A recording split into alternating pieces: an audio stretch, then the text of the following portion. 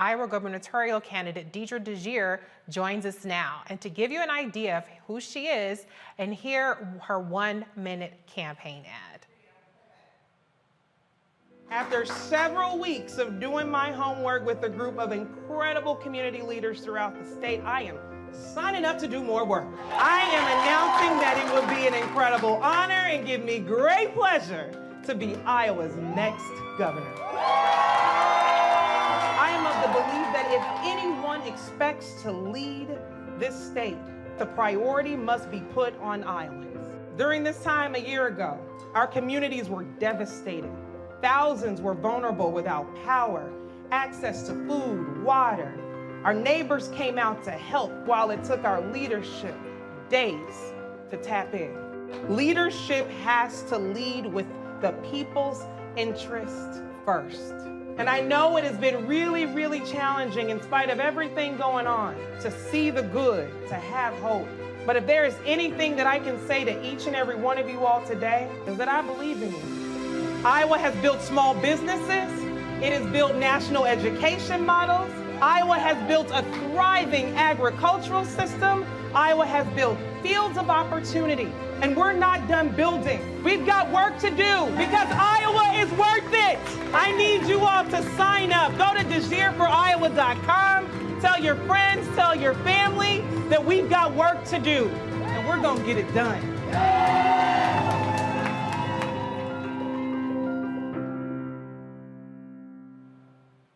Deidre, welcome to Roland Martin Unfiltered. So good to have you here today. How are you? It is so good to be on this show. Sad I couldn't be with Roland, but really excited that I'm here with you, Reece. Thank you. Yes, I'm holding it down for Roland while he's in Liberia, and I'm happy to have you on. You know how I feel about Black women running, #win with Black women. But girl, you are in Iowa. A Black woman running in Iowa is not something that people hear all the time. So tell us more about you and what it would mean for Iowa to have a Black woman governor. Awesome. So I'm a small business owner, and I started my small business while I was in undergrad at Drake University. And what's great about this state and what I keep with me often is that in spite of all of the challenging circumstances that I was dealing with as a young college student, there was opportunity and provisions that were made available to me in this state. Not only was I able to start a small business in undergrad, but I started a nonprofit to help other students who were interested in going to college get engaged, and for those students who were in K through 12 to be prepared with school supplies when they went into school. And so when I think about what this state has been able to do for me and the pathways of opportunity it's created, and I think about where we are right now as a state. You know, we were once number one in education. Now we're 18, 19 on the list. Our governor is 44th in the nation. We're not paying our teachers what they deserve. And while the rest of the country is dealing with a worker shortage and a skills gap, you know, Iowa's not living up to its potential. And a great deal of that not only is part of, you know, us experiencing this pandemic, but the greatest point of that is having failed leadership in this state. And so I'm running, as you heard in the video, because I believe in Iowa and I believe in what we're capable of. But that belief is not just predicated on a hope and a dream. That belief comes from where Iowa has been. A lot of folks don't know this. Talk about Black History Month. A man by the name of Alexander Clark, 100 years, nearly 100 years before Brown versus Board of Education, led this state to ensure that each and every student had access to an education, despite their race, despite their gender. That happened in Iowa. This is also a state where a woman like me can become the first African American to ever be nominated for a statewide office. And lastly, what everybody knows is this is a state that sent a signal to the rest of the country back in 2008 that Barack Obama should be our president. And that happened in a state that's majority white. And so I believe in this state because I believe in what we've been able to accomplish in the past. And that only speaks to a brighter future in the future, given we have different leadership. Absolutely. Now, to be clear, you're running for the Democratic nomination and your primary is uncontested, right? So You are the only candidate for the Democratic nomination at this point, right? Correct. Okay. Correct. Correct. So let's say that continues to be the case and you are the actual nominee come the general election. What makes Iowa competitive for the folks who are interested in supporting, but they might think a Republican governor? How is this going to work out? You know, what's unique about Iowa is that we've traditionally been purple. And over the last several years, we have erred on the side of leaning right. But what has happened over the years in this state is that Iowans have the ability to see the humanity that exists in folks. They have the ability to feed into authenticity. And what's authentic about Black women leading, what's authentic about me leading is the fact that it's never really been about campaign promises for me. It's always been about outcomes. And right now, Iowans, as vulnerable as we are related to education, mental health, our healthcare system in general, whether we're in rural Iowa or urban Iowa, we're seeing shared struggles across this state. And so what it would mean for me being office is one, that I'm willing to put people first, and that I'm going to put people first, because I believe that that's the only way we lead. That's the only way we grow. If 2020 taught us anything, it's that we're stronger together. Our cities, our communities were literally stripped to the bare bone. And it was our job to pull the pieces together. And we did that collectively all over the country. Iowa was not immune. Needless to say, unfortunately, what we've had to deal with over the last 2 years during this pandemic is a leader in Kim Reynolds who has politicized COVID, who's politicized our education system, and has drawn a wedge between Iowans all over the state. And it has served no justice, and it has given us no value. And so I'm ready to see real change happen in our communities and throughout the state, amongst communities of color, amongst our students, amongst our women, amongst our working class folks. There's so much work to be done. We just need leadership who's willing to put in the work and willing to put people first. Absolutely. Speaking of communities, talk a little bit about the coalition you have put together that you think will power you to the win, and how you've been received throughout the state throughout your campaign. So I had the fortunate opportunity when I was an undergrad to volunteer for then Senator Barack Obama's campaign back in 2007. That is where I started building coalitions. I then went on to work for him in 2012 in his reelect in the state as an African-American vote director. And I went on to work on school board races and city council races. I've done nonpartisan engagement work. I've done partisan engagement work, and all of this has been an effort to increase people's access to the ballot box and uplift people's voices during this political process. Iowa, in our state constitution, says that all political power is inherent in the people. And I am reminding people of that every single day. The coalitions that we're building go beyond my own racial identity. We've obviously got coalitions of Black folks all over the state. Not only do we have Black folks engaged, we're engaging our Latinx population, our AAPI, LGBTQ, our folks with disabilities, and our students, and rural Iowans. These are constituencies that have traditionally been hard to reach populations. Some in the Democratic space might call them less reliable voters. Well, from my vantage point, they are reliable because they're Americans and they're Iowans, and we need to ensure that they have true access to the ballot box, especially in light of the fact that this state, after a record year in 2018, experienced even more voter restriction laws that was signed by this current governor that disproportionately impact Blacks, that disproportionately impact other communities of color, and vastly disproportionately impacts 65 plus in this state. And so we've got a lot of work to do. And that coalition building is what was able to get me through my Secretary of State's primary. That coalition building is what was also able to ensure that all of the other campaigns that I was a part of, we got wins. Because it's, from my vantage point, it's incredibly important that when we talk about democracy, when we talk about getting people engaged in the process, that means all people. And we don't wait till the last minute.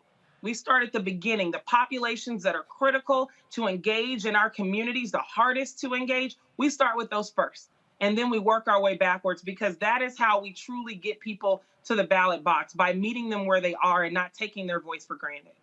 Absolutely. I think you have to compete for every vote, and meeting folks where they are is really important.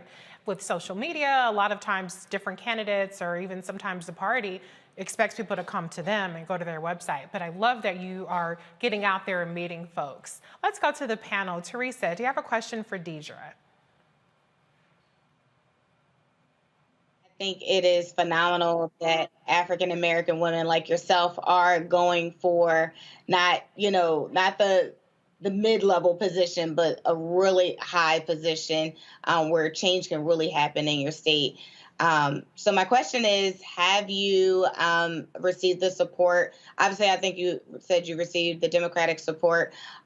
So what can people do, to support your campaign so you can make it through the general election? This takes a village, and I'm a Democrat, and we know over the last 2 to 4 years that Democrats have not been getting all the wins that we wanted throughout this country. And that's also happened in Iowa. But that's no reason to count us out, especially when people are willing to do the work. And so I'm letting folks know that there are Iowans out here that are willing to do the work, that are willing to invest time and energy into getting people to the ballot box this go round. But if you're not in Iowa, you can also contribute to our race. Every dollar counts. I mean, I'm running against an individual who has been an elected official for nearly 30 years. They were an elected official when Iowa was at its peak. And now under her watch, it's falling short. And so folks can give to help me be competitive in this race. We've got to get on TV.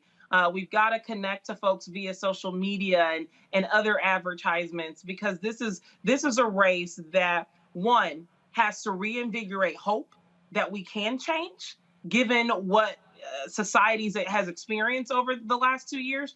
But it's also a campaign that is not only going to reinvigorate hope, but it's going to deliver. As I said earlier, for me and so many Black women across this country, it's not really been about promises.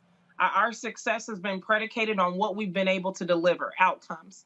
And so when we walk through this campaign process, we're not selling people dreams. We're selling people reality, because it's the fundamentals that have to be restored in this state. I mean, we've got teachers who are leaving the job, going to other states. We've got superintendents who are teaching in classrooms and schools that are closing because they don't have enough individuals to do the work. That is fundamental to our democracy. Education, access to a free, affordable, and accessible education that's of quality is incredibly important.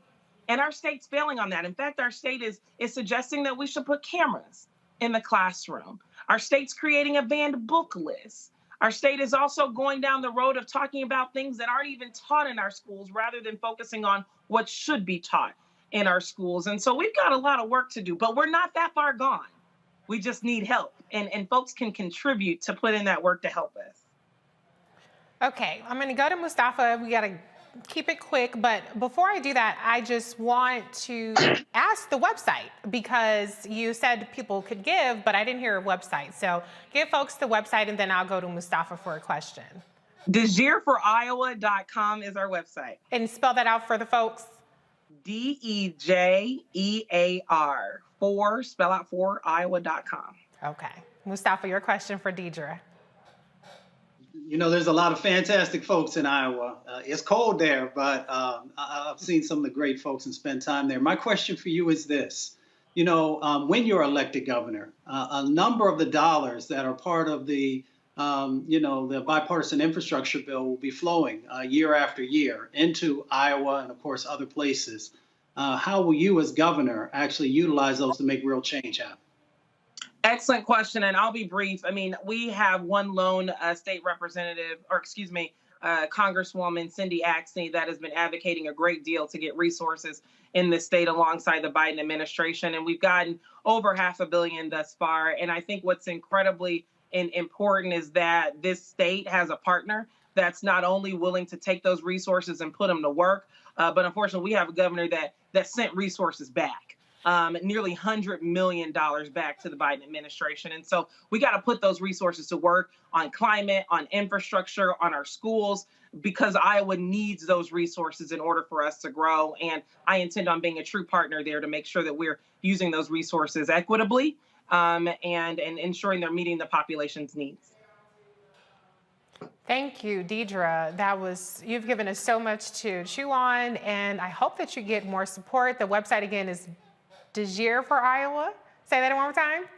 DejearForIowa.com, DEJEAR for Iowa. Okay, thank you. And you have to keep us posted on how your campaign goes on Roland Martin Unfiltered. Absolutely. It was so good to spend time with you, Reece. And thanks to the panel for the questions. Thank you. Back to that Roland Martin Unfiltered video in just one moment.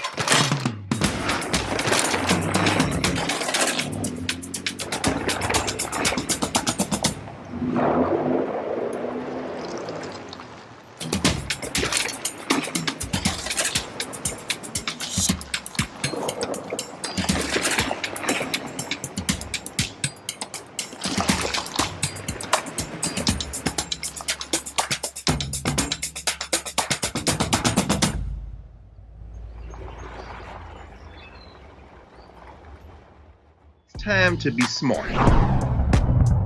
Roland Martin's doing this every day. Oh, no punches! Thank you, Roland Martin, for always giving voice to the issues. Look for Roland Martin in the whirlwind, to quote Marcus Garvey again. The video looks phenomenal, so I'm really excited to see it on my big screen. Support this man, Black Media. He makes sure that our stories are told. See, this difference between Black Star Network and Black-owned media and something like CNN. I got to defer to the brilliance of Dr. Carr and to the brilliance of the Black Star Network. I am rolling with Roland all the way. Honored to be on a show that you own. A black man owns the show. Folks, Black Star Network is here. I'm real revolutionary right now.